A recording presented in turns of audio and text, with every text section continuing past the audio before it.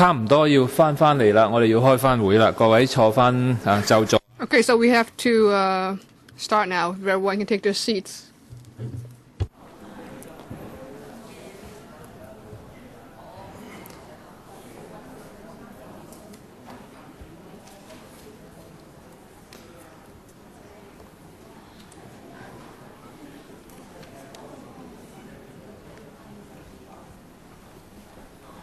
好，我哋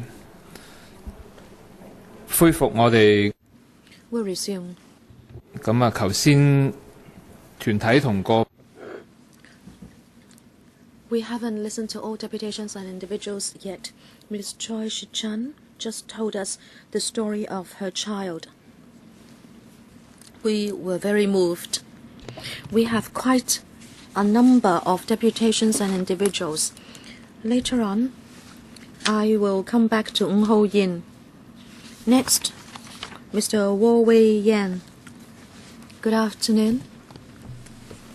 I have heard the story and I understand that it seems everybody is talking about the story of one, but if a school is like that, then it may not be happening to just one student. And if there are a few schools like that, it means it's the story of many. I also tell you my story. My son is in a band 3 secondary 2 place. He has dyslexia and he has visual space problem. And from my communication with the teachers and principal, I feel that they have little understanding of SPLD. There are teaching assistants to care for students with SPLD. I don't know whether that is a full-time position. It seems procedurally we do receive some care and a file has been opened for my child. In the school, the students do not generally perform well, and I'm talking about this school. I don't know about other schools. So the students with SPLD and other students with learning difficulties are put together because they do not perform well. And the curriculum would be adjusted to a lower level, and that is for the entire class.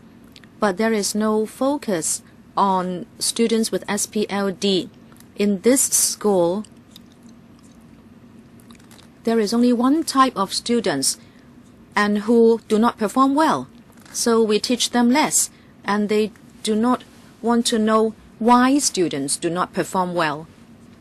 So they just go for a lower standard, and they think that that would solve all the problem.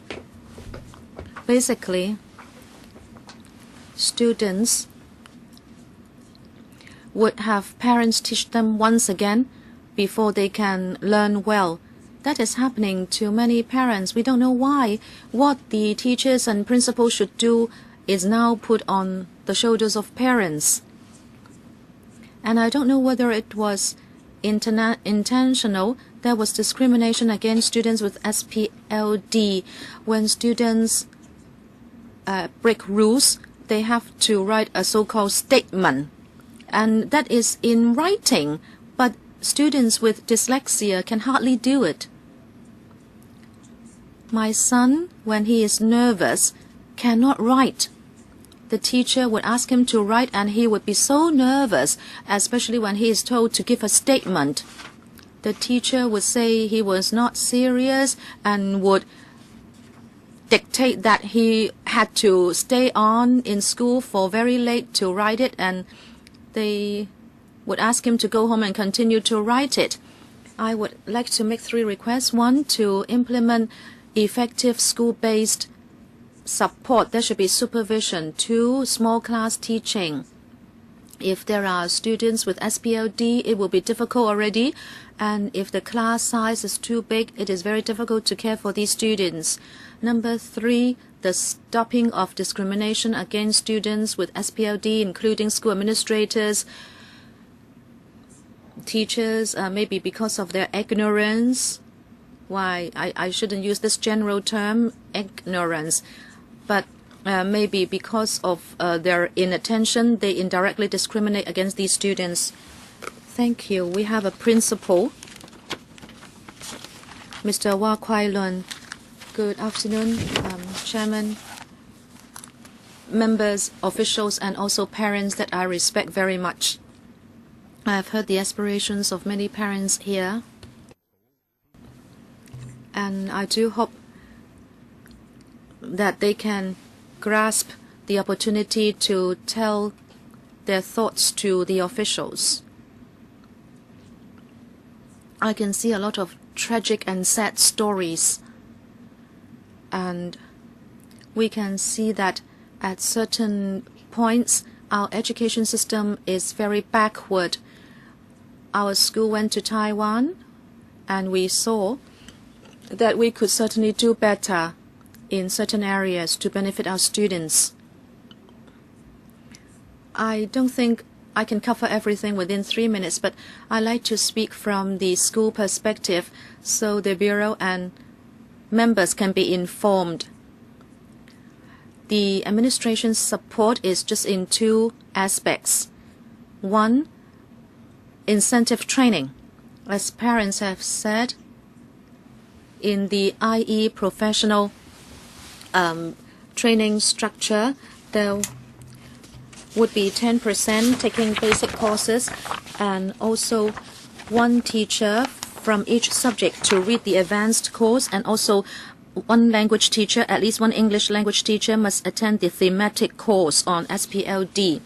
After listening to so many parents, you should consider whether this is far below the actual need. If you talk about the 3 teachers attending advanced courses, if in a big school there are 60 teachers, then this is a very low percentage. Supposing we have 10% of such students, then the training would not measure up to the need. And you say at least one Chinese language and one English language teacher attending the thematic course. You say at least one. Hopefully, this teacher will train other teachers in the school. That is a very optimistic kind of thinking, but the teachers have a big workload and they have to really care for the students individually and personally. And how much time do they have to share the knowledge with other teachers? I am one in the education field, and I know it's difficult for 100% of the teachers to get trained. Maybe we should aim for 50%. We do feel that this should be reviewed, that whether there should be more BAT courses. And secondly, in terms of support, you have the cap of 1 million as a subsidy. Now, what can $1 million do for you? Doesn't the Bureau know that it can only give you 3 fresh graduate teachers? That would cost you $1 million already. What can these 3 teachers do? 30 sessions per week or 90 sessions? And as you know, we have 40 students at Tier 1 and 60 students at Tier 2. I can't even give them one 40-minute IEP session each. How can we solve the problem? We are crying out loud for help. This must be faced up to. And I understand you have a principle in distributing resources, but I'm telling you that on the ground, the LSG is not enough. There is a lot of constraint put on our shoulders. This is the learning support grant. I think you have to review how training is done and how the LSG is dispersed. And I can give you some concrete examples. In fact, our principal and teachers face the same problem as parents. In my school, there is this child who would cause trouble to shops next to the school, and he can also disturb pedestrians. People might say, look, this is what your student is doing. And we have to explain to parents and also the shopkeepers and also residents in the area. We want to explain to them that indeed there are these children amongst us, but do we understand them? Has the administration done something? Like what Ms. Hui said just now, by way of publicity so people understand the children. We talk about combating drug abuse. We see a lot of other kinds of publicity. These children do not take drugs, but they face the same kind of serious problems. How much resources have been plowed into so society understands this type of children? So they're accepted by people. Before we can talk about IE, thank you very much, Principal. Thank you. Your time is up.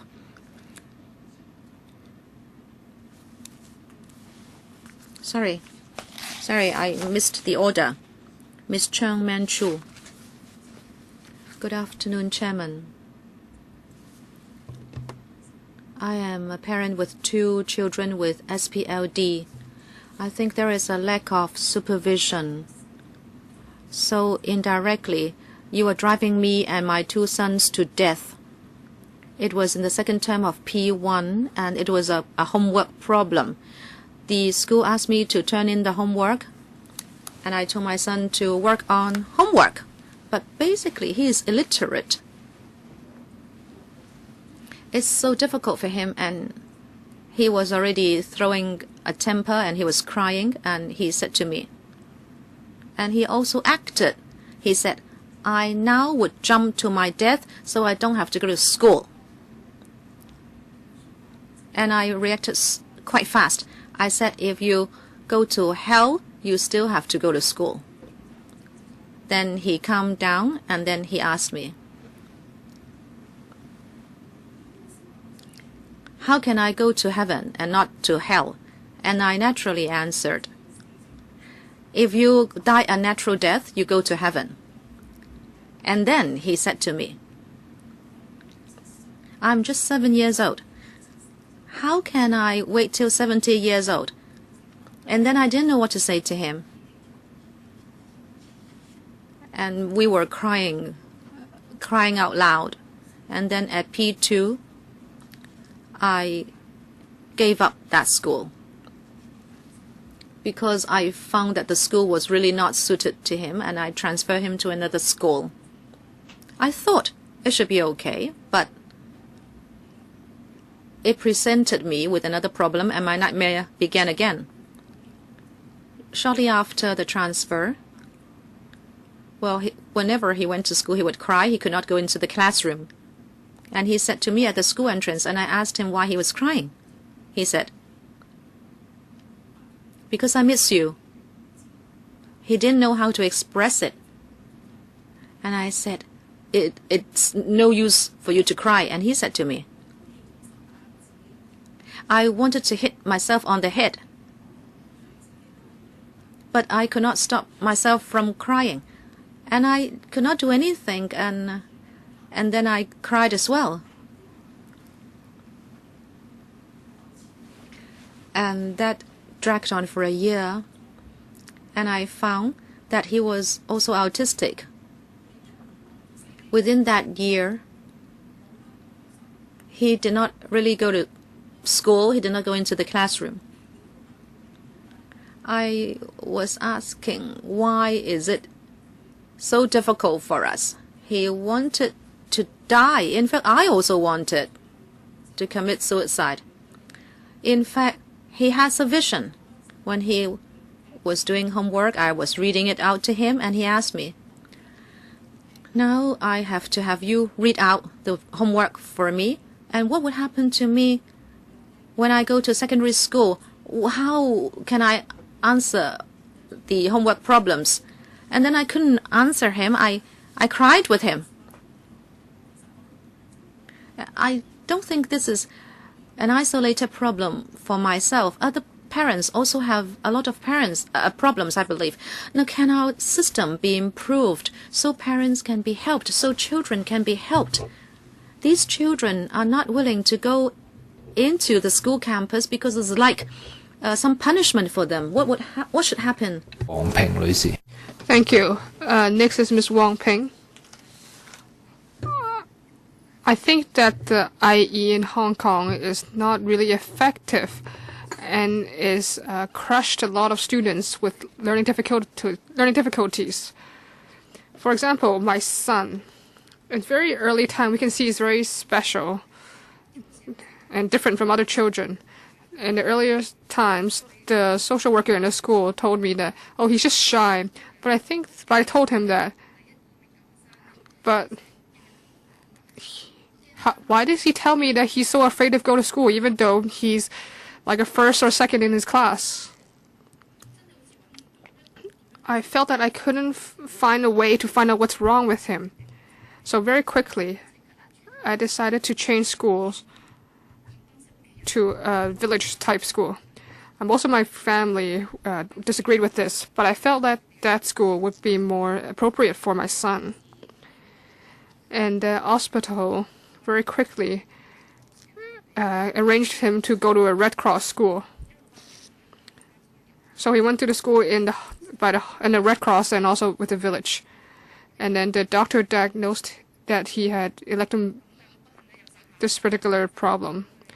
But then the school had to close and he went to a different school. But then the school's pediatrician thought that he would have very strange. Why is he so anxious? So they did an assessment and find that he is, but he has elective mutism because he is. But even though he is very bright, he has a lot of problems in terms of social situations. But a lot of his schoolmates do not understand him. So he was bullied when he was primary school. The teacher tried to help, but my son still felt. For example, I take him to school, I have to stay right by the school gates. The school was in mid levels. I was afraid that he would just run out of the school and go into the road. So I was very afraid, and I just stayed by the gates every day. Then when I went to the secondary school, I found that even like in the summer, I had went to different departments in the secondary school. But in the end, when he started school, they were like, "Oh, your son is very smart, but how can he go into the open education?" I just told him I want my son to be happy, but I thought the teacher was very contemptuous. And then I thought that there was going to be a problem. So less than 2 months,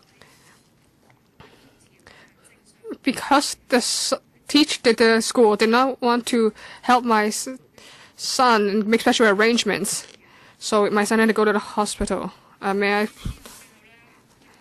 then the doctor told me that he has anxiety and has suicidal tendencies. So I think that IE, if the school does not implement it, then it's completely useless. I think education is very important. I'm sorry. Thank you, Ms. Wong. Next, I would like to ask the Buddhist Taekwang Chiu-hung College Parent-Teacher Association Chairwoman, Ms. Li Pui-ying. Thank you. My son is autistic, and I feel that there's no help for me, so I have to help myself. When he was in kindergarten, he switched to 3 different kindergarten schools. So then finally we had an assessment after a long queue, and then there was a lot of reports saying that he cannot concentrate, and then reading and writing difficulties and a lot of other difficulties. At that time, I didn't understand or know what they were. Later on, he went to a kindergarten with special needs. I thought that he would have the help that he needs. But then they only provided 10 reading and writing classes. When he was in primary schools, it was 6 years of nightmare. Every single year, all the teachers just keep on telling me that we cannot help you. We don't know how to deal with your son. So I thought that maybe should we switch schools? But even if we transfer schools, would it solve the problem? Will it be like kindergarten all over again? When he was in P1, he had a lot of difficulties. One day he told me, "Mom, I don't know anything, even though you try so hard. Why didn't you just give up on me?" I told him, "No, you will have your own talents. Don't give up, and then you can achieve. So, if not, otherwise, we can see that some of your grades are already improving. So, for example, from you get a mark of 3 to a mark of 27. So at the end, I decided to quit my full-time job and became a part-time worker only. I wanted to help my son. During my experiences in kindergarten has taught me that, so I started looking for secondary schools when he was in P4. So I found a traditional cultural secondary school and also provides help for students with special learning difficulties. That's the school I'm at now. The school said that, why don't you give me some more recent assessments? So I did the assessments again. Afterwards, I have to queue to get the reports.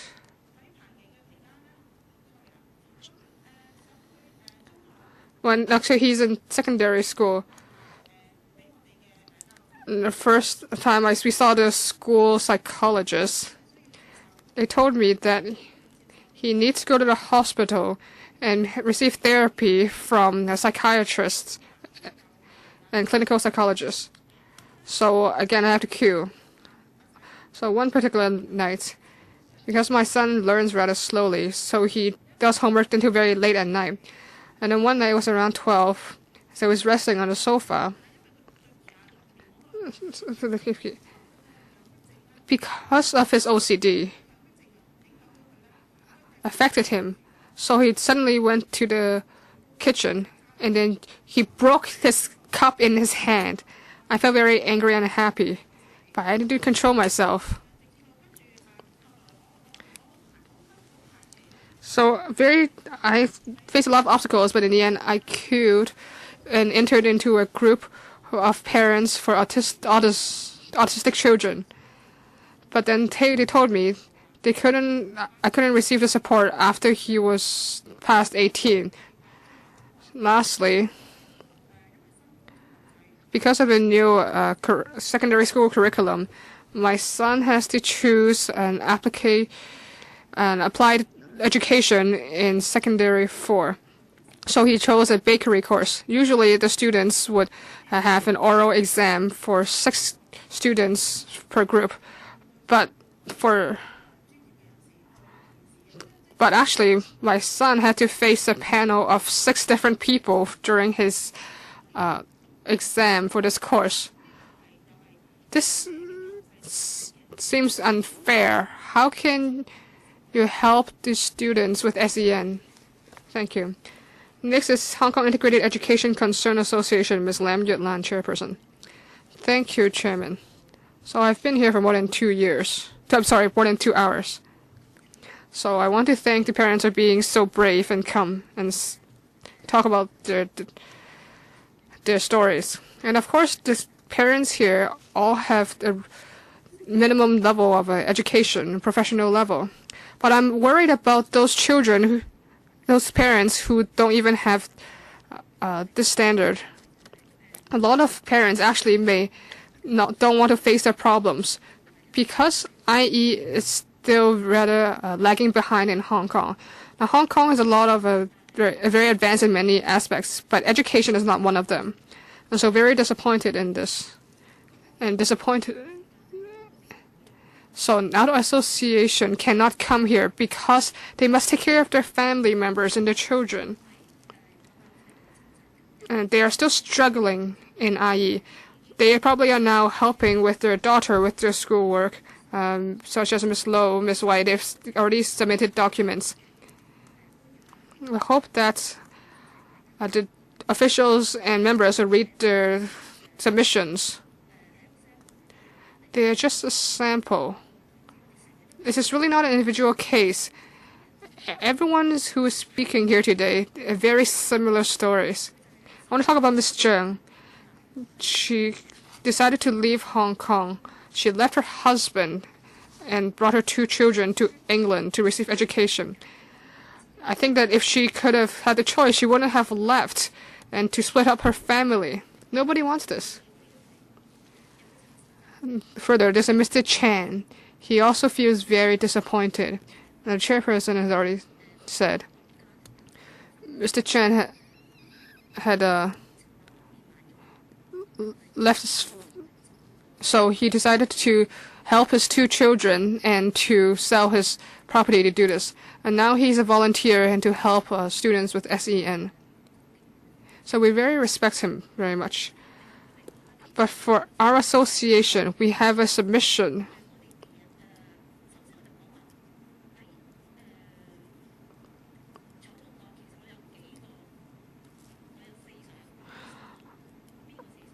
So I have 4 main points. What is the main purpose of education? Why do children need education? Why do SEN children need education? And further, I want you to think about the principle behind the 12 years free education. Is it just because that you place the SEN students in that system and then you've already done what you wanted? In terms of the system of law, and of course the rights of children to have an education. Fourth, and further, why is it the SPLD students need to? Why is it they need to go outside of school to find the appropriate education? Where are the teachers? Do they have the ability and time? If they have a spare, do they have enough time? Do the officials think about this? Why is it the schools in Hong Kong is very deficient in specialists? A lot of times in outside of Hong Kong, they need a master's to provide services to SBL students, but Hong Kong is not this. We hope that each student with SEN will have IEP. It's only IEP that they can help the students. I'm sorry, because it's already in your submission. So I hope that officials will read it carefully. So I will stop here. Thank you. Next, I would like to ask former Senior Teaching Fellow of CSENIE HKIED, Dr. Lydia Mshok-Ying, Chairman and everyone. Hello. Besides a teaching fellow at the past, I also was a principal for the secondary schools at in this area, so I want to share my experiences. Everyone knows that the school I was in charge of is really helping children with very serious behavioral needs. But of course, they're not necessarily be ADHD, but a lot of ADHD students have serious behavioral problems. So why is it that they have to come to these schools? So I want everyone to think about this separate angle of looking at IE. Everyone knows that IE is that students need to go to mainstream schools and need to have a fair and an equal opportunity way of learning. But have you thought that why is it that where do these students come from? Where do the students of those special schools come from? It's because like these students were in mainstream schools, but then they were kicked out violently from them. If the students can receive the resources they need in the mainstream schools, then they don't need to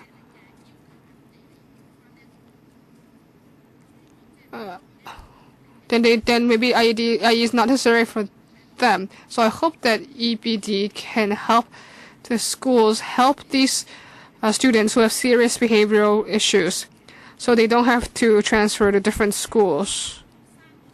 In terms of students, in the past we have short-term courses for them to adjust. If we can increase these, it can help a lot of students.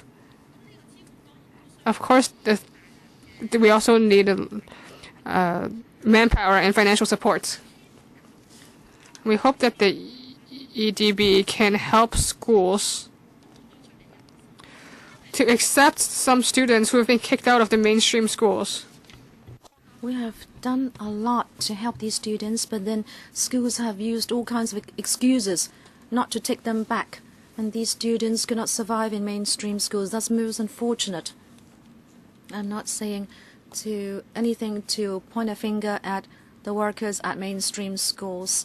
Why is it that they resist taking on these students? This is because of a lack of knowledge. And that can be in two aspects. One is about public education. I hope the EDB can talk to ADHD Association and SPLD Association to promote public education. Schools thought that it was tough luck for them to have such a student coming to them. It was something that hurts, but with appropriate education, the schools are already asking how these students can be helped. I think that's quite a marked improvement, and I'd like to cover another point. This is for the EDB.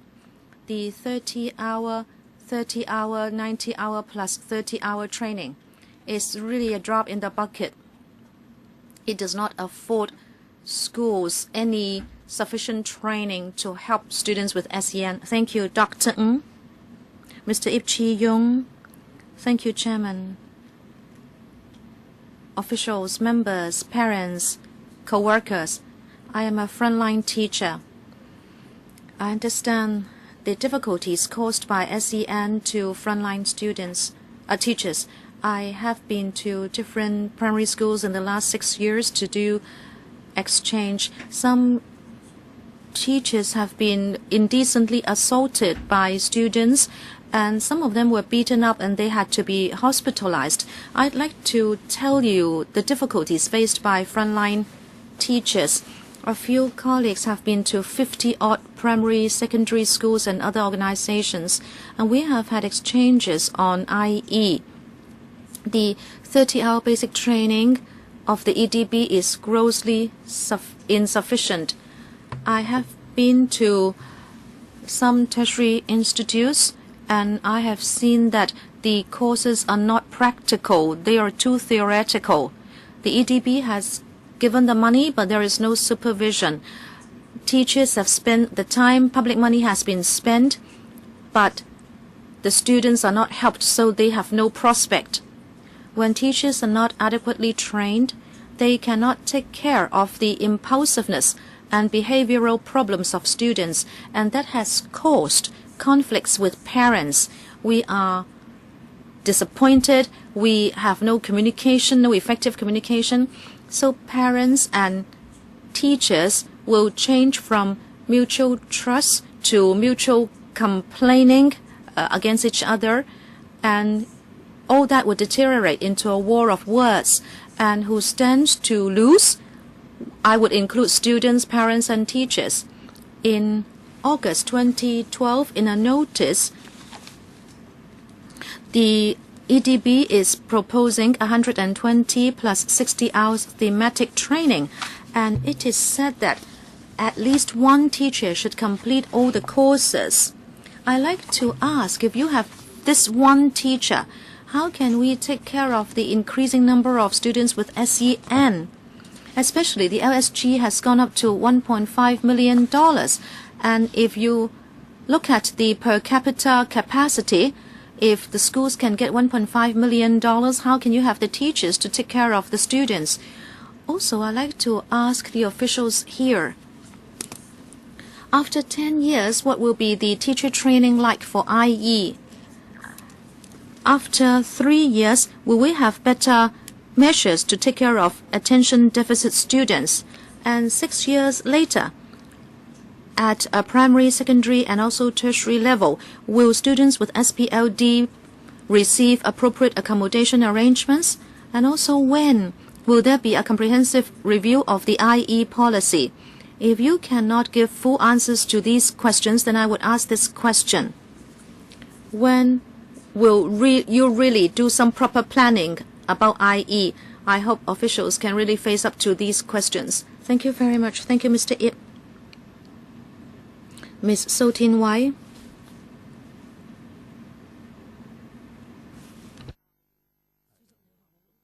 Good afternoon, Chairman. I have a P1 ADHD child. My child was diagnosed to have a problem before P1. The school asked me to take my child to a doctor to get confirmation whether the child is suffering from ADHD. I had to take my child for assessment until I went to a government department. Okay, it was a confirmed case of ADHD. I'm trying to catch my breath, sorry. my child was confirmed to have ADHD, but then the only question was, do you need medication? When do you have to go back to see the doctor? Since my child also suffers from a heart problem, the doctor would only give me two choices. One, medication for the heart, but then that would have a negative effect on the liver. So how can I help my child? There is no way I can help my child. Also, the school has a subsidy, but I cannot see any service for my child at school. Like language training. Resources have been given to the school, but there is no training for my child. When my child cannot take medication, he needs behavioral treatment. For example, he suffers from learning pressure and he has an attention deficit problem. He does not perform well, but only parents are blamed for not helping him or her. That's all. Thank you. Miss So, thank you. Miss Opik-ha. Good afternoon, Chairman. I represent the Characters Parent Resources Center. We heard a lot about early intervention, early assistance to students with SPLD. I don't know whether you know that as kindergartens, the resources are not enough to help students go to primary schools. Rather, the pressure is transferred to primary schools. I therefore hope that the administration can implement 15-year compulsory education ASAP. Now I talk about more practical issues. Some parents tell us that schools would put many students with SPLD in the same class, and teachers would face a lot of pressure. Teachers have a much harder time, and students do not get the care they need. Is it really that schools do not affect other students, so all students with SPLD are put together in a class? Is there any supervision on the part of the administration? And then ADHD students at S5, they need to take more medication. But schools do not have the resources to take care of the need for medication of these students. Can there be flexible arrangement? Can parents be allowed to go to the school at lunchtime to feed medication to the students? This will create a win-win situation because when students get the medication, they can stay calm in the afternoon and fewer problems will arise. And then accommodation arrangements. Parents' feedback is such that schools would cite different reasons to reject accommodation. Say students are not performing that badly, so they do not need accommodation. And they say if accommodation is given to students who don't actually perform badly, then it will be unfair to other students. I still don't understand what is meant by this.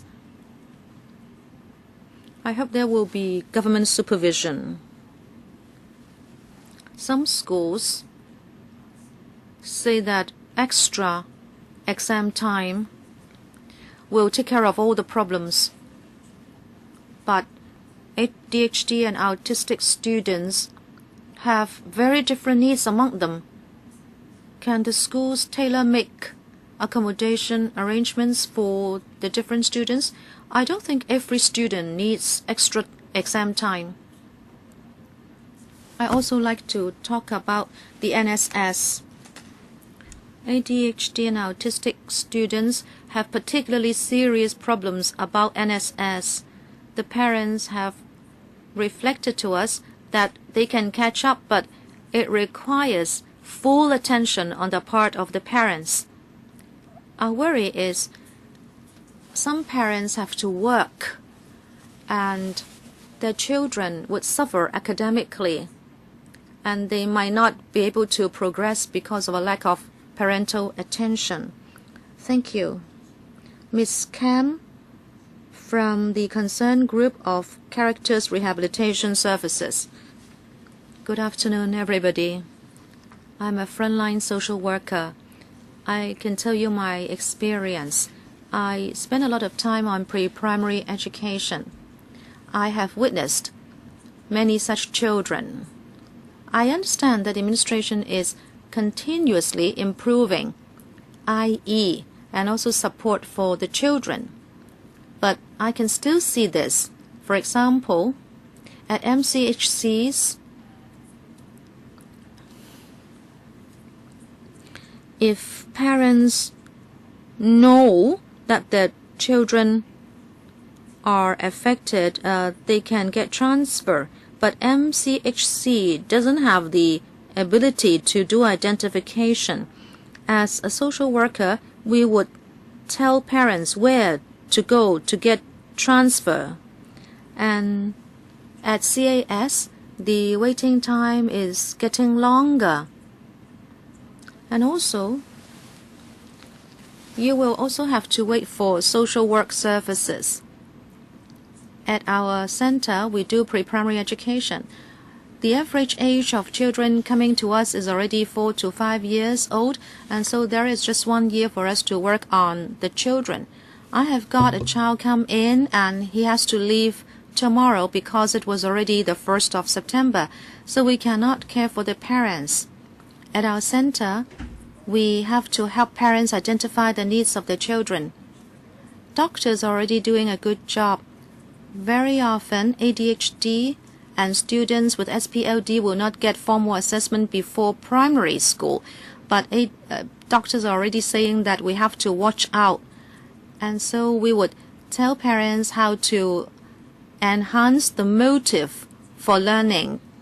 And also, parents should not just look at learning, but abilities of their child in other aspects. We would also teach parents about medication for their children.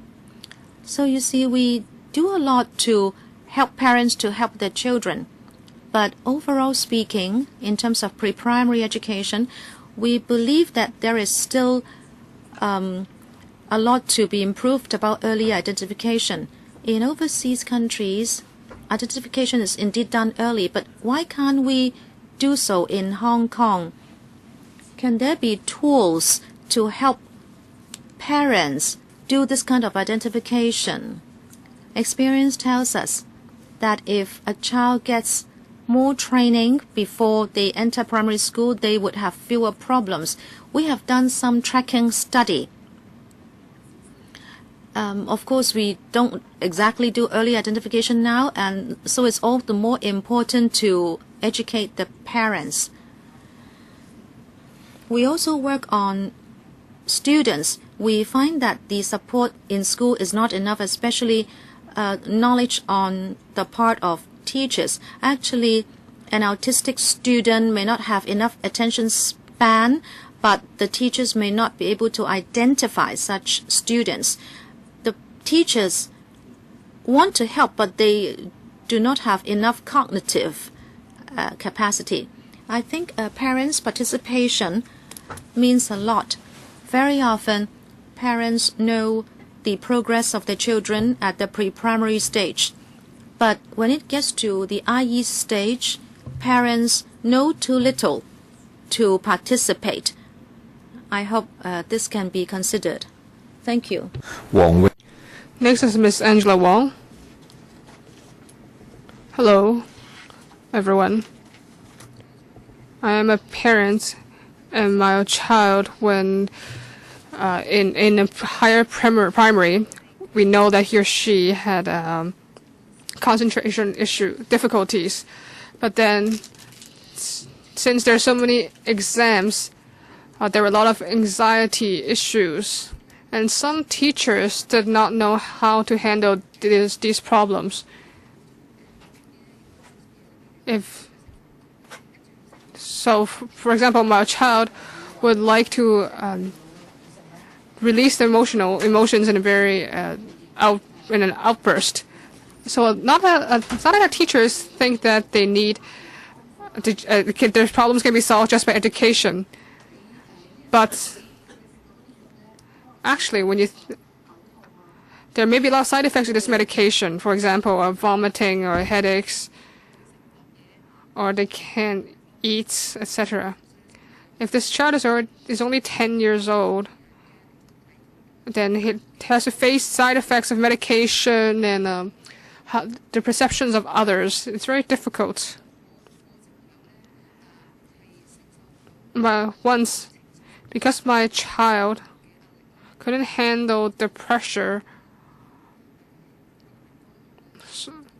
so he or she went to the fencing of the school. He or she was contemplating suicide.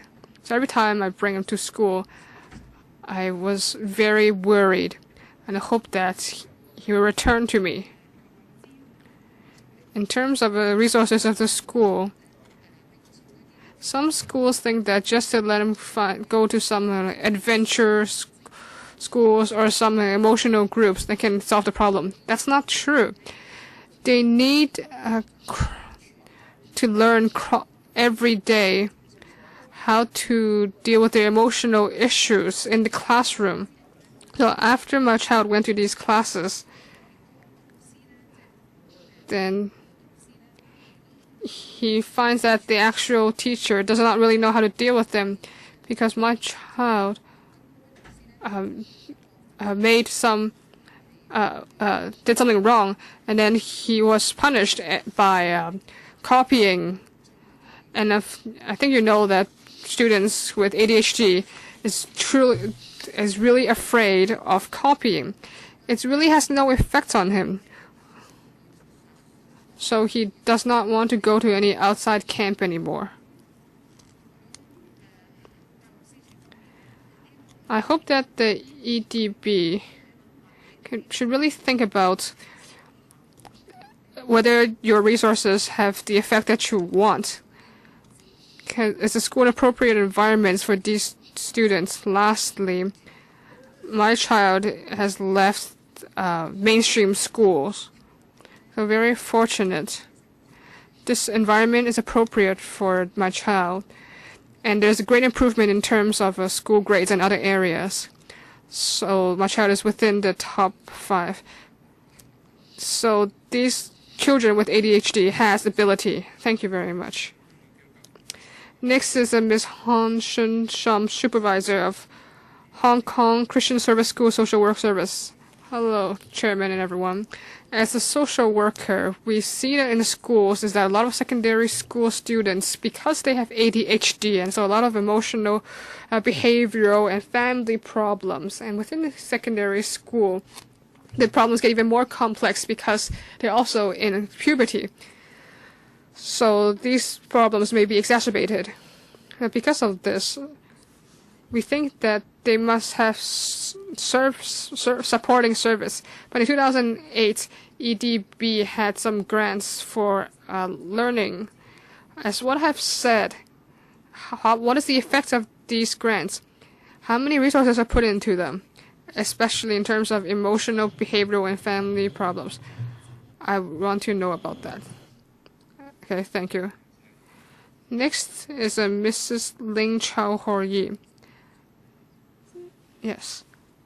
I am in the social service sector within the school. I want to emphasize the training is very important for education providers, such as teachers and social workers in schools. And a lot of people are talking about early identification, diagnosis, and the importance of SEN friendly education policy. I think there's no controversy about this, and it's very important, and it's an immediate need. I want to remind everyone that why don't we think of that? Let's say there is a miracles, so we can diagnose and identify these children, and also have the SEN friendly policies. But the teachers we have right now in schools, the social workers we have, in terms of knowledge and skills, can we support the system In my very long working experience, I was stayed in schools, and I'm concerned about this aspect.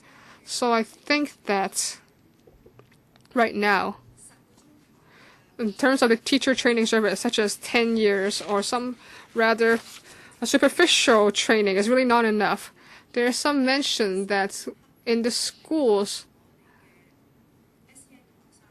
we need to deal with the SEN students at every single moment, and you need to have special knowledge and skills. So I hope that we really need to provide training with good quality, practical, in-depth, and most importantly, continuous training for teachers and social workers. Thank you, Mrs. Ling. Next, I would like to ask Mr. Yulan from Democratic Party. Hello, everyone. The EDB last year in the panel for educational said that last year for those SEN students in mainstream schools, that is they have SEN or reading and writing disability, is around 10,000 for SPL. And then there's a 2.1% of occurrence. And reading and writing is 0.28%, and hearing is at 0.1%. Compared with the statistics in America of 2009, SPLD students, the Hong Kong's has only one half of that in America's, and reading and writing is 10% of American students. It may very clearly affect that Hong Kong's current system cannot clearly identify these students, and it's a cause of great concern.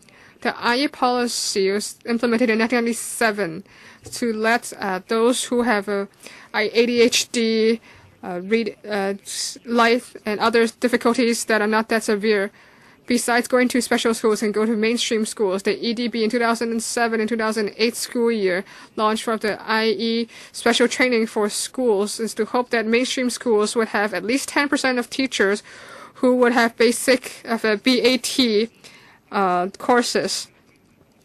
That is 10% with the basic level, and other percentages for other advanced and thematic levels. But now we're still lagging behind U.S.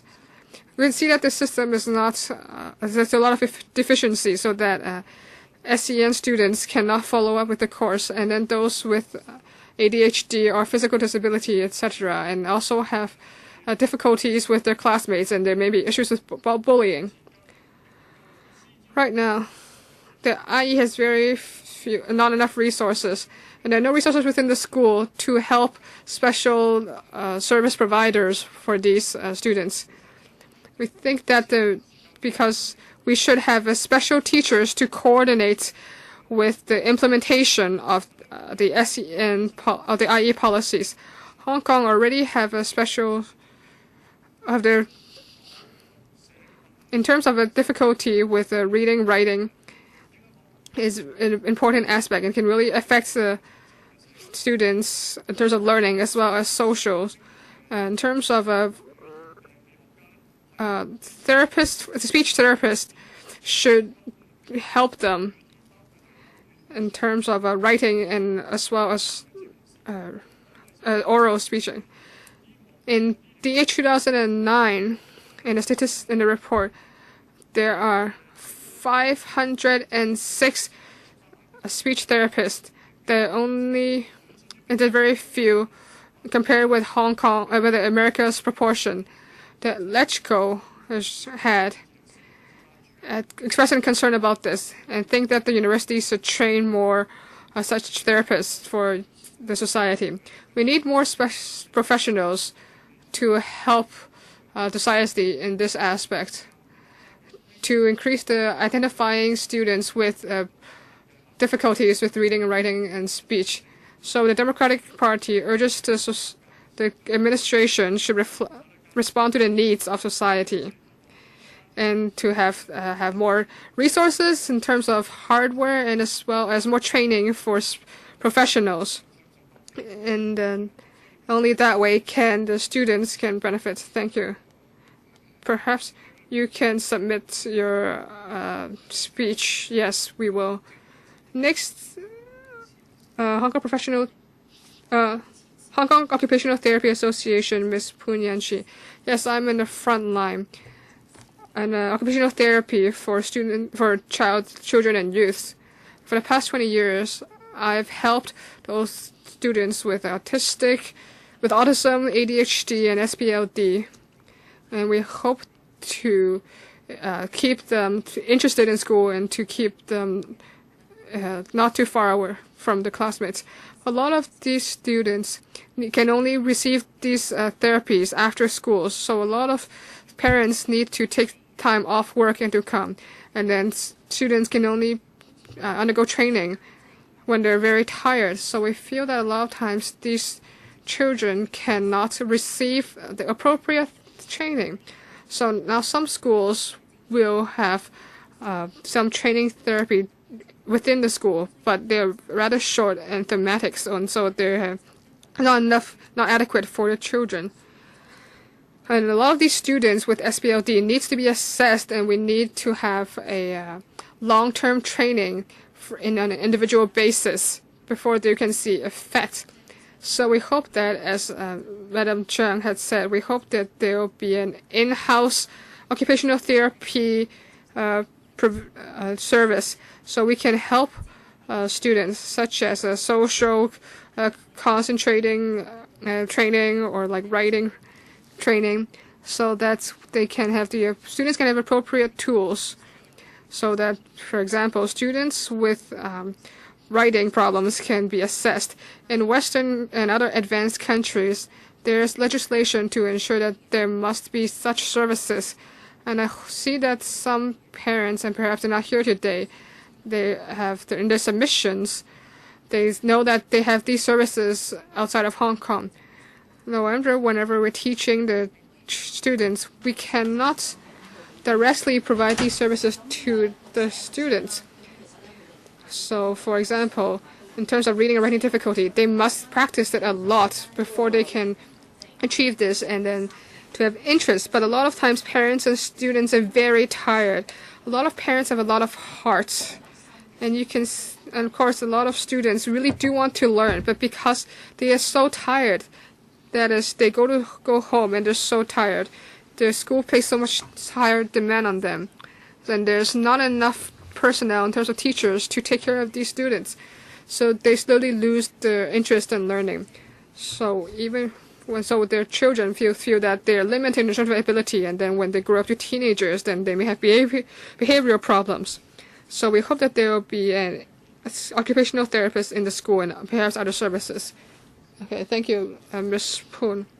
So let's go back.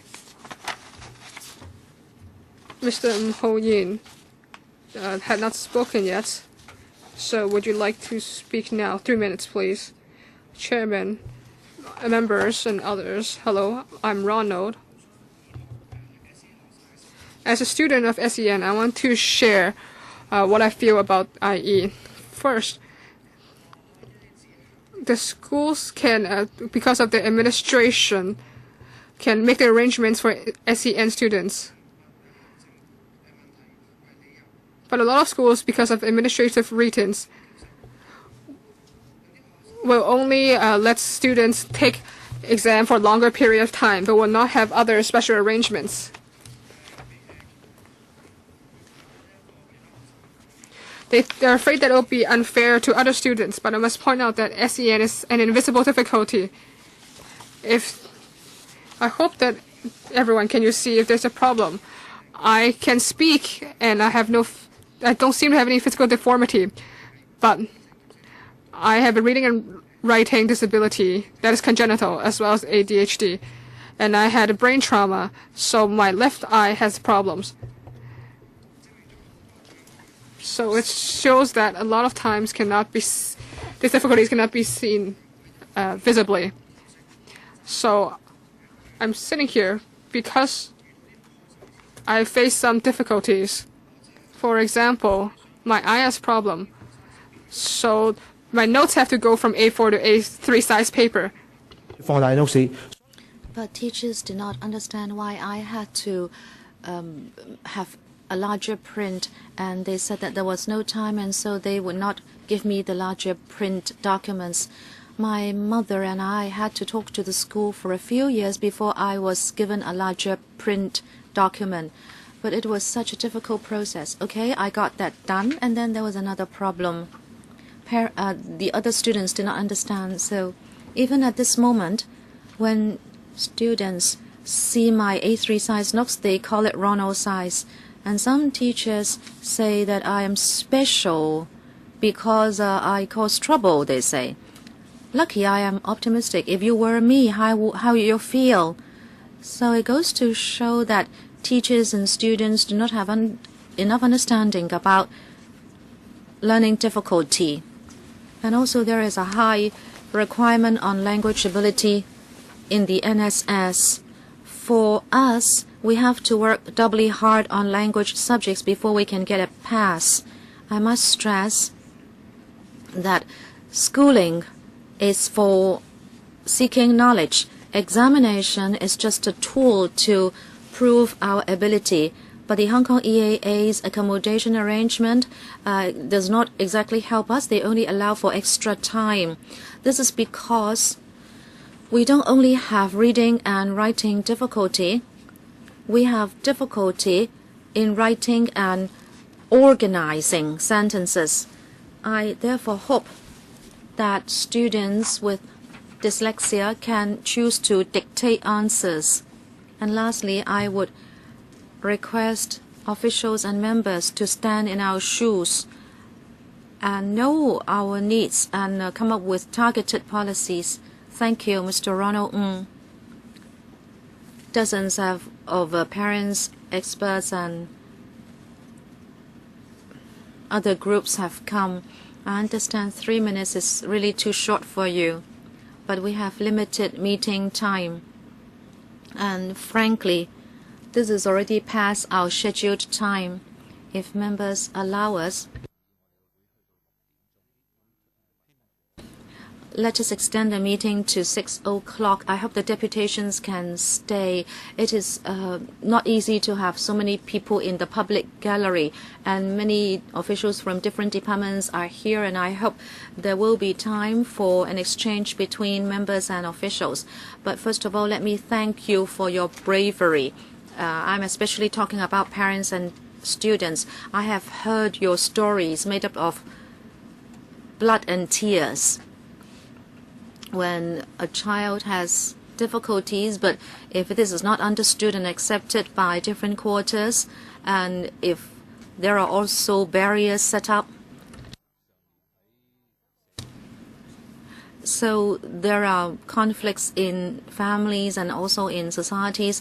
We have indeed heard you. We have heard your stories of pain.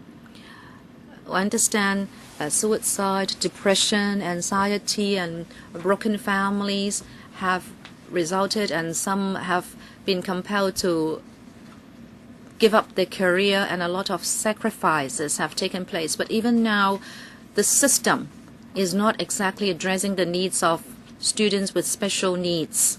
This is a very complicated matter. It's a family problem. It is an education issue. It's a medical issue. And some of the services might be from the SWD, some D of H, and some HA. But overall speaking, it is about IE. This is subsumed under the IE framework. I feel that departments have to work together and take a holistic look at the problem, and the Education Bureau is duty-bound to look into this.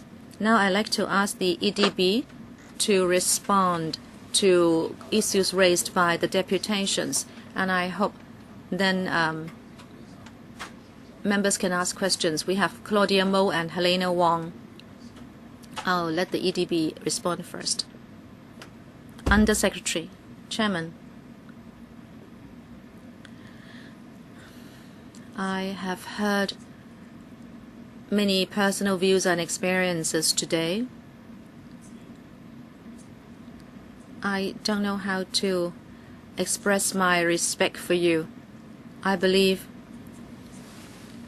it's never easy to bring up a child, and it is all the more difficult to bring up a child with special needs. I heard you cover a range of different issues. You were talking about assistance to be given by the entire government or by society as a whole, including medical services, assessment medical services, and support for the family, and of course school education. Perhaps I can ask the D of H and HA and SWD to address these different aspects.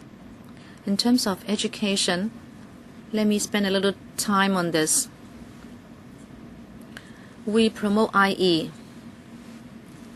The objective is to instill integration into education, so students with SEN can choose to study in mainstream schools. We have promoted IE for some time, but in the process, I think we have not reached our destination. We cannot say we have succeeded, but this is a process. Last time, Mr. Ibrahim Sheikh reminded me of one thing, and that is, IE may sound like a good idea, but what have we achieved so far?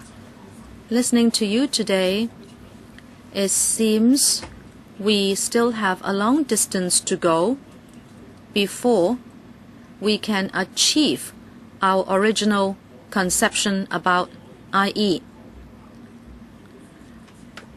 When we talk about IE, we place emphasis on the whole school approach, meaning that in a school,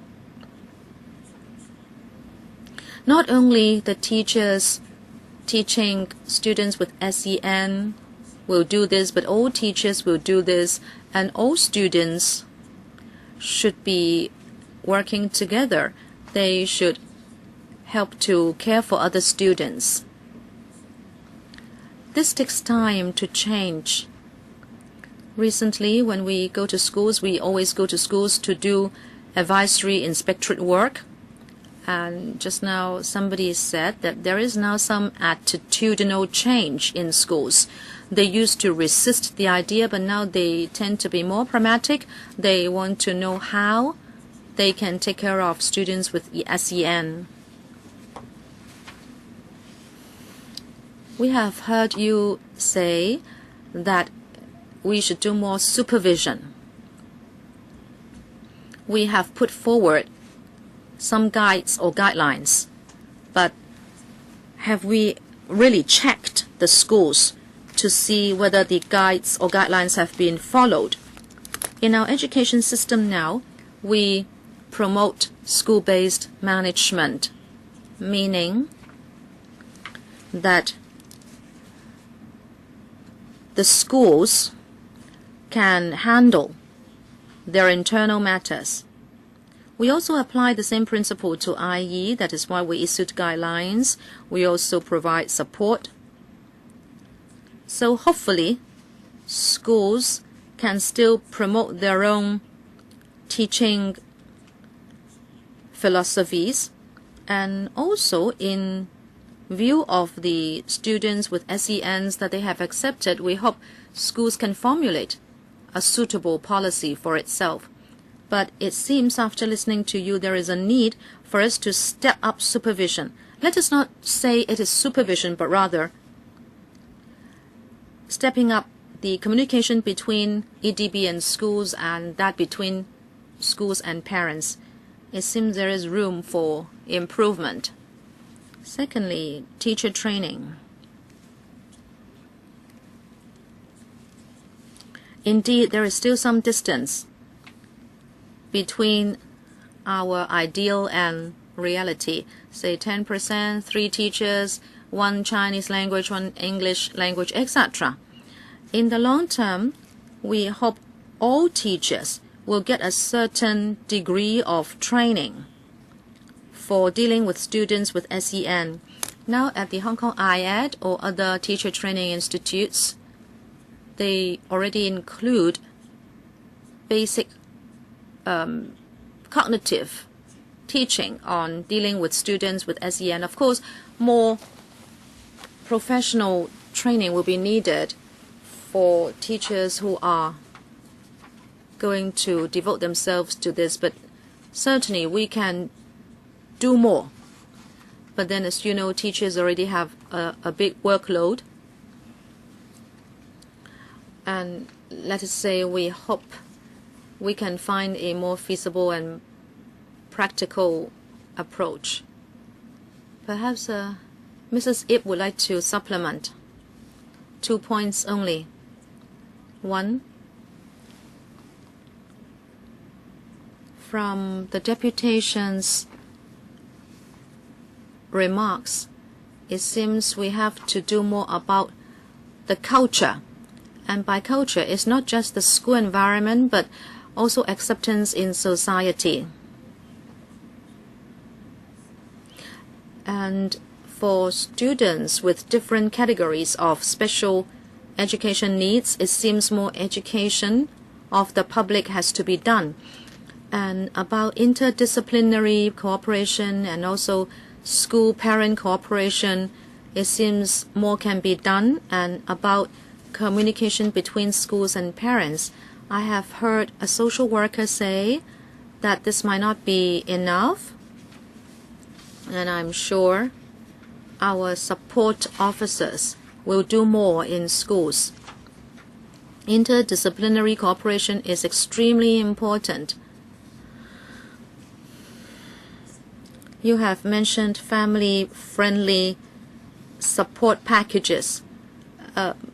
Very often this has to do with interdisciplinary cooperation.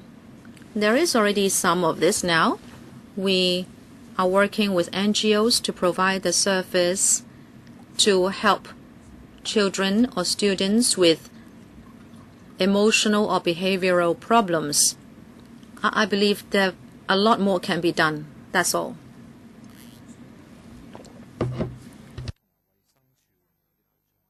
What about the FHB and the DFH? Ms. Chung or Dr. Lam? Can I ask the DFH to introduce? No introduction, please. Let me tell you about the present situation. I think most parents and other people know that the CAS accepts referral by psychologists and doctors. Very often, very young children are referred by MCHC. In the past 10 years, there has been an increase of our work pressure from 6,000 to 9,000 now every year. There are 9,000 new cases every year. We do assessment, and after that, cases will have to be referred to units providing long-term service. When manpower is lacking, we will provide short-term or interim support so parents can understand the problem and get provisional support. But I myself think that this is not enough. We have to do better interface. But all parties are overburdened.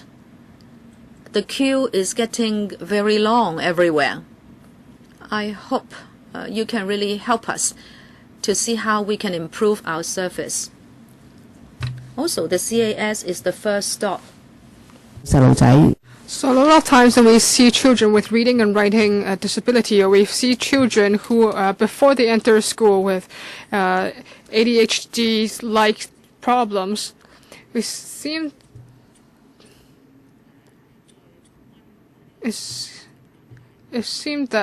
that if for a reassessment, it will be happening in another organization.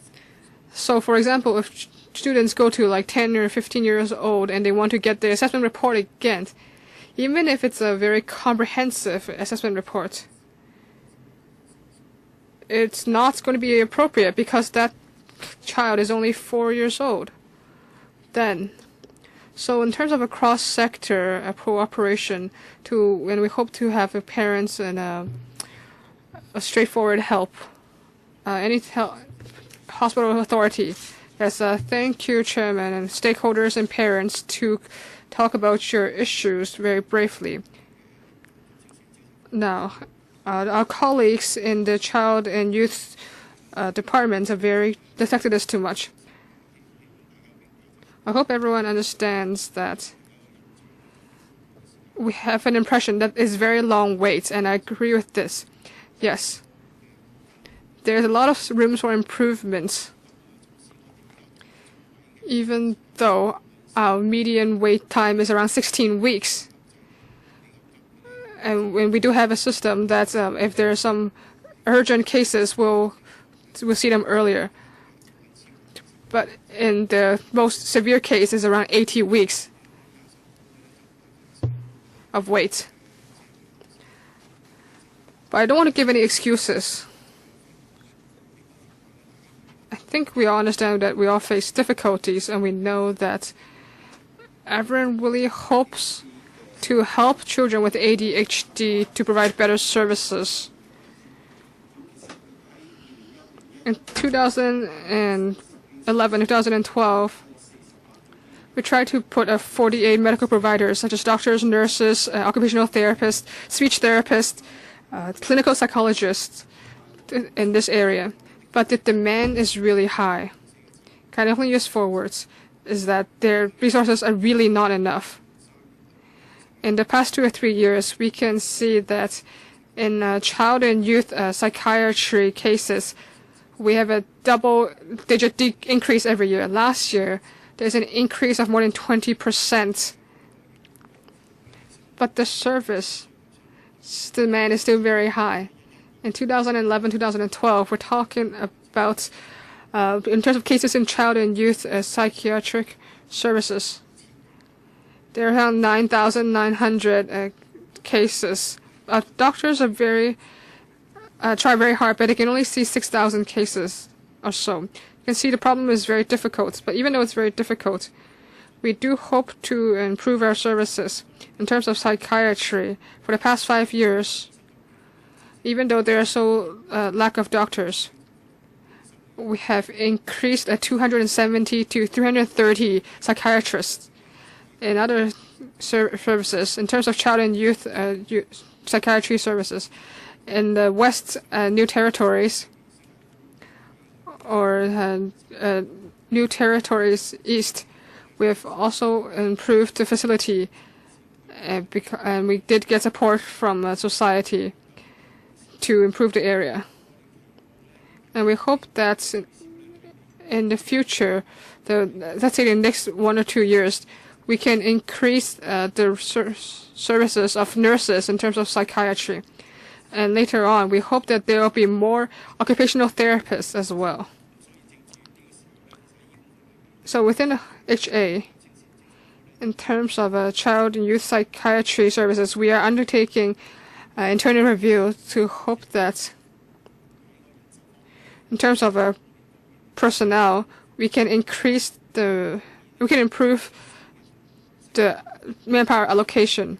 We know that the new service providing has to do it in a cross-sector way. So we do hope in the future we'll have more cooperation with all sectors and parents. Thank you, Dr. Chung. SWD, Ms. Chen. And now there has been a mention this problem in terms of there is a greater demand for rehabilitation, but we know that the wait is longer and longer. And SWD does note this problem and really understand that the parents are very anxious. So in the past several years, we've tried to get more resources and try to find appropriate space to have new services. I think the information can be read in the 16th paragraph of our documents, so I won't go on about this in detail. But I want to repeat, in 2013 and 2014, we hope to have an additional 680 spaces. We hope that from 2011, December, the Community Care Fund does have a special program to help those who are waiting for a subsidy, to have some temporary subsidy, to help to go to some programs for non-government organization programs. So we will continue this, and we will study to how to expand this program. Okay. Examination authority. Yes. So we also want to thank everyone for to have this opportunity to listen to the opinions from parents, teachers, principals. So we are an assessment body. So we want to give all the students to have a fair method of assessment. So in terms of ADHD and SPLD, we have a special working group to assess their permits and in the most fair way to provide special arrangements for them in terms of examinations. In terms of assessments, fairness is very important, and I truly feel that the most important thing is that students, in terms of learning, and will get resource. It's not just that when they are being assessed, they should have special arrangements, but because if these students already have special needs in terms of teaching, then they may be, this can be reflected in a fair assessment. Yes, thank you. So we have 3 colleagues, Mr. Hon Yiu-chung as well. So I think there's not going to be enough time. I'm very sorry. How about 3 minutes for you each for you as well? Ms. Claudia Mo, sorry. Thank you. I understand that EDB is saying that ethnic minorities is saying that we want to use a melting pot policy like America. So minorities should learn Chinese. Everyone knows that this is a lie. There is no melting pot. You're not teaching them Chinese. They've learned 6 years, and the Pakistani children can only say a few words, but they cannot write at all. But now, we're talking about SEN. It's the same thing. It's the same. You're saying that want to integrate everyone, but when it's being implemented, you see that there's so many problems in terms of queuing or support, and you tell me there are so many government departments here, but there's so many different problems. I'm sorry, but I am also a teacher, and now the educational assessment is just saying that it's really important that the teaching is most important. It's not just that they need special arrangements in terms of education. I hope you don't say that, because we need to go through assessments before we go to university. Now, just now, a student said that the teacher is saying that it's just laughing at him. Now, Mr. Choi said that the principal thinks that the his daughter's grade is too low, and so it will affect the entire school. Now, this may just like individual principal is immoral. That's okay, but in terms of the whole, I think you should help people with needs, especially in terms of language. That's very important. You're coming here. Now, the normal people who are taking exams, they face difficulties in terms of organizing language. Now, if you ask me to say something on the spot, even for me, who has been in the TV for 20 years, it's very difficult. Now, this student says that, why don't you give me a different type of arrangement for examination? I'm not saying that you have any problem individually, but it's that overall, of course, everyone has heart and everyone is concerned. And you keep on saying that, oh, you must have cross-sector cooperation. And now this principal is saying that we are saying help. Does anyone help us? Now, the Undersecretary of EDB, if you are so, I'm sure that you are very concerned about this as well. But really, please take an urgent effort. I know there's so many things to do cross-sector, but if you need money, just come to us. You need to do better. Thank you. Dr. Helena Wong. Thank you, Chairman. I want to thank all the deputations for telling us your situations. The Democratic Party, of course, supports everyone to get the resources that you need. We see that there are only around 30,000. There are around 30,000 SEN students. Now we're talking about $1 billion of resources put into it. Last Friday, this government has just come to the Finance Committee to give me $100 million for Sichuan. Now, Carrie Lam just saying that $100 million is really not that much. I would like to ask that. Can you undertake to give another $100 million for SEN students? Now there's there'll only be so I don't think there's still not going to be enough money to solve all the queuing problems, all the problems of a truly integrated service. Now teachers in the schools have to help students with different needs, and they're almost dying. This teachers and schools really want to do the work, but it's saying that there's not enough money from the governments to let them hire more teachers to help take care of these students. I think there's two problems. One is resources. Are there enough resources? Can you increase them?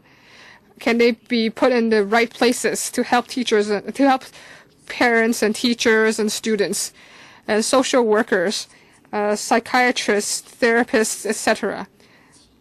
This all takes money. If the government has so much money, so why don't you give us another 100 or 200 million to help the schools?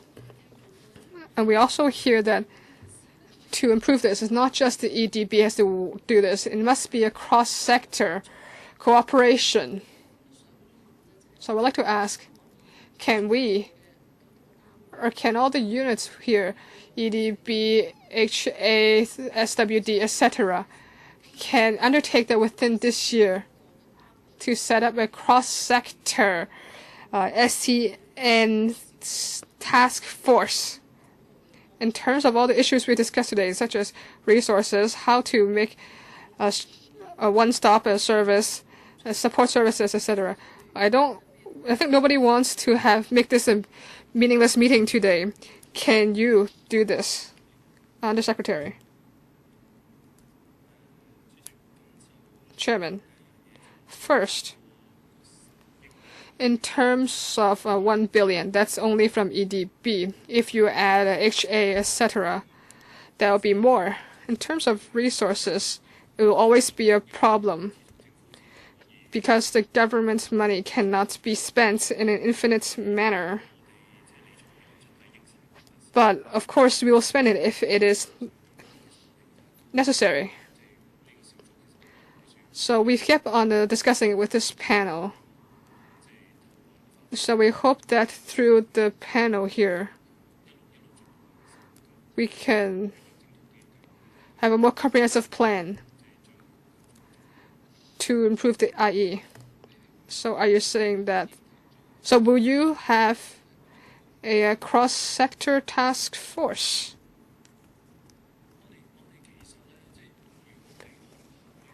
And in terms of schools, in terms of IE,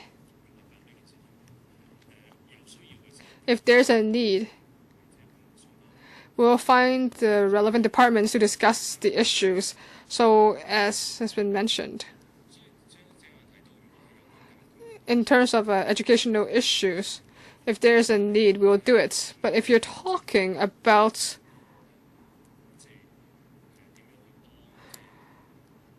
comprehensively how to help those in need, for example, medical services, of course, that's not just an educational problem.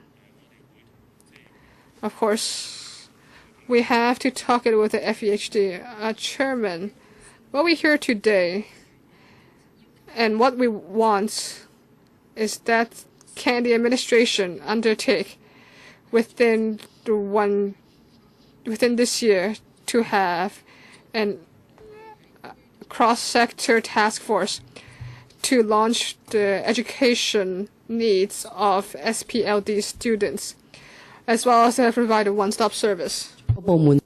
We don't want parents to have to knock on the doors of each department and yet not have their problem resolved. We need such a platform. If the Undersecretary of Education is here, it's very good for you to come here and you have heard all the deputations. We hope you can take these views back to the administration. And then the Education Department, the HA and other departments can be invited to work on this together. I'm not asking the ADB to swallow it all. At least you do not resist doing it. You take this view back, all right? Dr. Wang, I think he has heard you. We should end the meeting by 6 o'clock, but I am sorry, I am so poor in controlling time. If members agree, we can have the meeting till 6:15. 2 more members are waiting to speak. I'd like to remind Dr. Helena Wang that your proposal can also be processed in the form of a motion. As long as we deal with the motions within statutory meeting time, we can still do it within the ROP. Can we extend the meeting by another 15 minutes if you think it's okay? That will really be the end time. Sorry, officials, I am delaying your time. Kenneth Chan and then Leung Yiu-chung. Kenneth Chan. Chairman, I'd like to really thank the deputations and individuals who come here to share with us their experience and also the pressure they face. I'd like to thank the parents, students, and also people from other sectors. Students with SEN, if you look at them, they are part of Hong Kong's future. There is a school of thought that it is not that they are incapable, it's just that they have different capabilities. We must understand this point. I teach in a university, and we from the education sector say that every student is precious. So this afternoon, I have been sitting here listening to you. I, in fact, feel very saddened, and I think it's just very heartrending listening to you. I can really feel for you. I think the administration really owes you such a lot. And this subcommittee can afford the opportunity to instruct the administration to do a better job. And you should not just talk about review and adding resources, but you do something concrete to help these people. I have heard that there are resources but not support, there are policies but no supervision. So many parents and students are living in pain. That is unacceptable. I'd also like to tell the administration that I find this very difficult to understand. Why is it that Taiwan can do it but Hong Kong is not doing it? Why is it that the Taiwan education system can help and also take in these students and also give the students a sense of dignity and respect? Why is it that Hong Kong parents have to struggle in pain? This is not a simple issue of education resources. It is a morality issue. Hong Kong society is sick. This sickness should not be borne only by parents, students, and individual teachers. This is not the way to handle this problem. If no government department wants to take the lead, should we kick the issue upstairs to Carrie Lam and even to the CE? You should not just handle this as any kind of routine meeting. That should not be our mentality. This subcommittee will work together with stakeholders and parents to make sure that the administration does its part. Now I'd like to ask a concrete question. Does the administration have data showing how many of these students eventually went to Taiwan to study? Undersecretary, I don't think we have that kind of data. We'll try to look it up, but maybe it is not going to be found. Mr. Leung Yiu-chung, thank you, Chairman. I'd like to thank the deputations for finding the time to attend this meeting. I thank you, but I have conflicting thoughts because every time we ask you to come to express your views, it seems we are reopening your wounds. This is very difficult indeed. It's difficult for you, it's also difficult for us. This is because after this subcommittee meeting, it doesn't mean that you will be given a lot of hope, and that is what is most saddening. Every time we open up your wounds, and after that, if we can give you some relief, if we can give you some hope, then that is already quite good. But after listening to the officials, it's just like you have cold water poured over your head. You are not given any hope. I went to Taiwan, and I could see what happens to the parents and students there. The Taiwan system cannot solve all the problems, but I can see that parents and students in Taiwan have hope. The important thing is to give people hope, but our present system does not give people hope. Like the Hong Kong EAA, we wanted to give special treatment to students with SEN, say if they cannot write, can they not dictate answers? And they said it is not fair to mainstream students. Of course it's not fair, because one has to write, the other one can dictate answers. Well, on the face of it, it's not fair. But we have to give consideration to the special needs. Why don't they consider the issue from this perspective? They continue to emphasize unfairness. Well, there is unfairness everywhere. We provide a ramp for wheelchair-bound people. It is not fair. It is in my way. Is that unfair? No. There are special needs. We need to do something for them. We need to give them special treatment. But this is not what you're doing. This is because we lack the system. Just now, the Undersecretary said a lot has been done. Every time we talk to you, you say a lot has been done, there are a lot of resources. But if you have done a lot and if there is a lot of resources, then the deputations do not have to sit here. They have sat here the whole afternoon.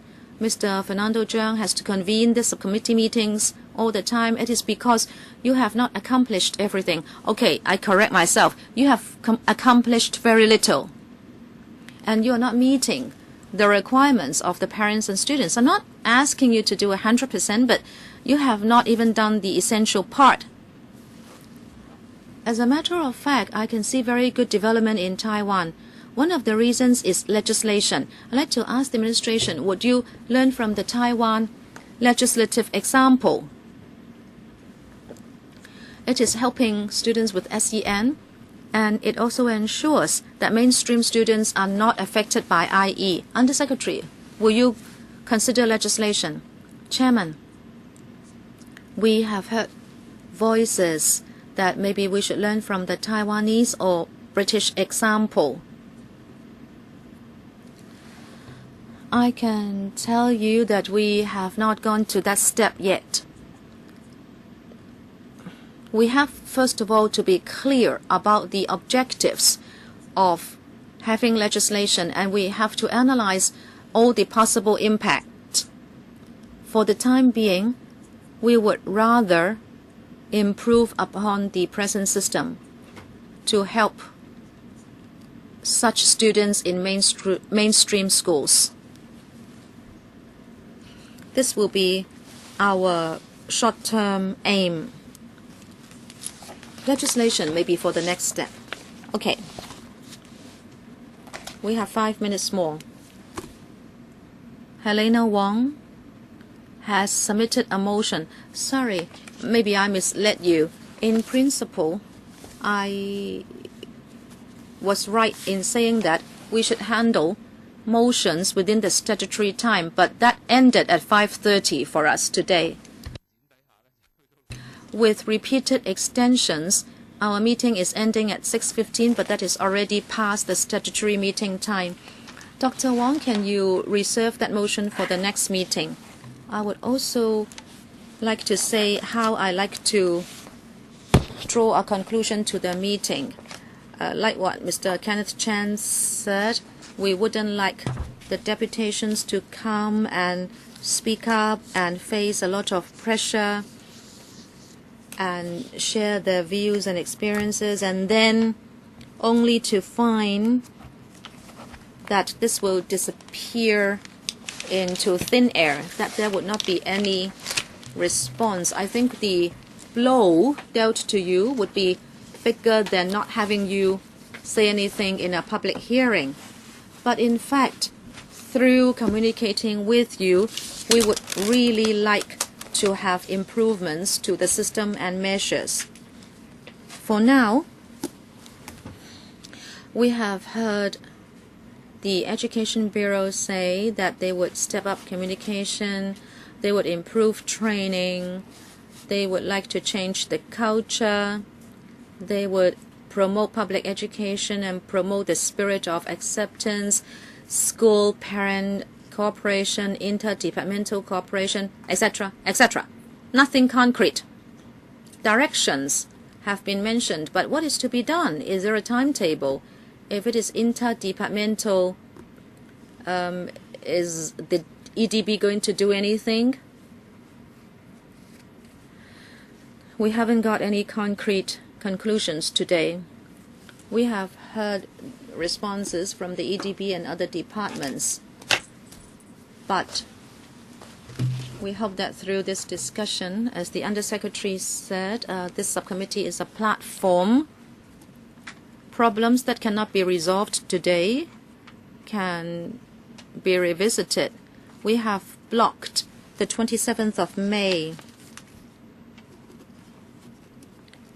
We would be talking about the 3 different disorders, including autism and students with communication problems. I propose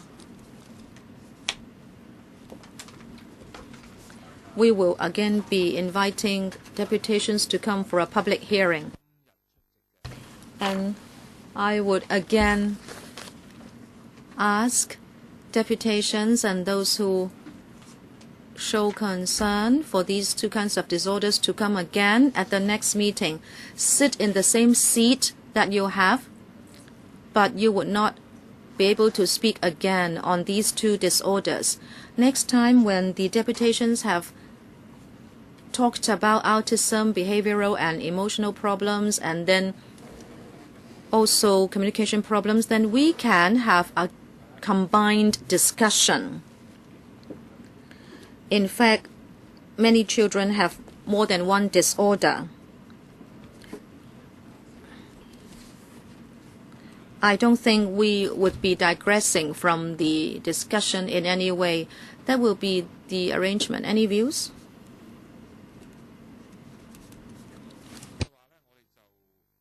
If there is no problem, we'll have our next meeting on May 27th. And if many deputations will come, I may have to arrange for more time. Mr. Zhang,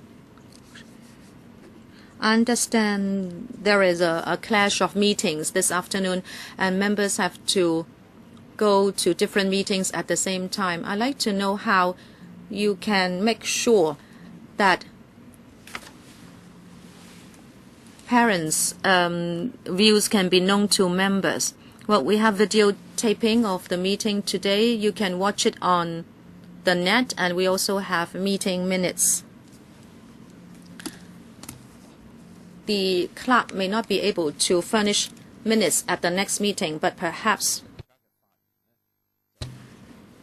the clerk can give you a gist of the main points of the meeting, so it can be circulated to you for reference before the next meeting. Now, of course, if you have views,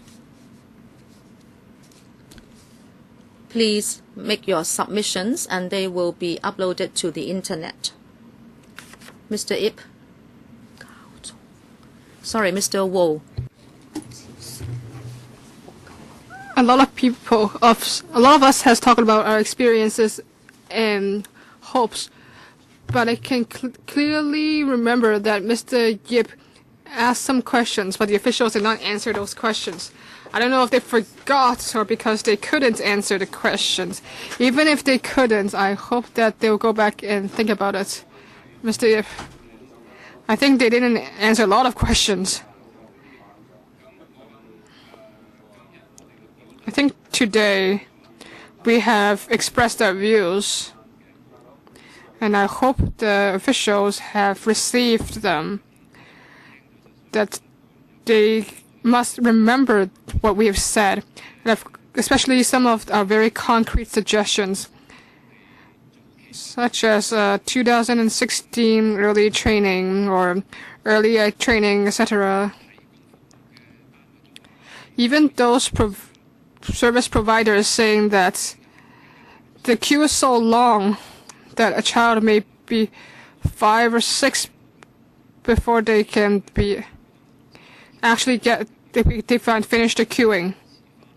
So I hope that the next time with officials, when you come back, you will respond. If I am not stepping out of bounds, I hope that for next meeting, you can discuss the concerns raised by deputations today. Then the documents will be more comprehensive. Undersecretary, can you do that? Yes, we'll try our best, because there are a lot of suggestions today. There were a lot of very detailed opinions that we need to work on. Dr. Kenneth Chen, I think that answer was very too casual. I know that Undersecretary needs to go back and discuss this, but I hope that at least you can tell us clearly. Can you give us very clear and focused response, and in response to what we're talking about? I'm not saying you need an answer today. Yes, I know you need time to make a study. Can you list out all the suggestions that you said, so that we know at least you have understood what we've said today, and then you talk about, and then slowly you can fill in what you have done in response to those points, and so we can follow up on this, make some progress on this. I hope you can help this in terms of and documentation. If you don't have the resources, you can ask me and I'll do it. Chairman.